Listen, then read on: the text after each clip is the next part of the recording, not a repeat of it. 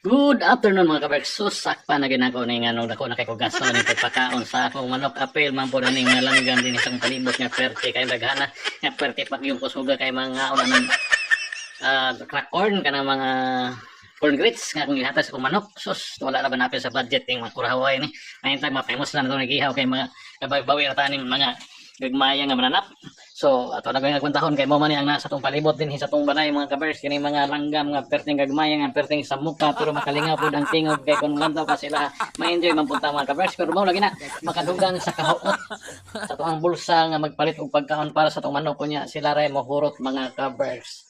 Mao na agwantahon na lagi nato ni mga kabers. So daghang kay salamat sa kanunay nyo paglantaw sa itong mga video o kadaghan patang i-upload sunod mga kabers ng mga laag o bisag unsa na lang nga atong mahuna-unaan nga atong i-upload din sa ato ang page sa Facebook mga kabers. Please follow and share para bibo kay ang vlogger Looy.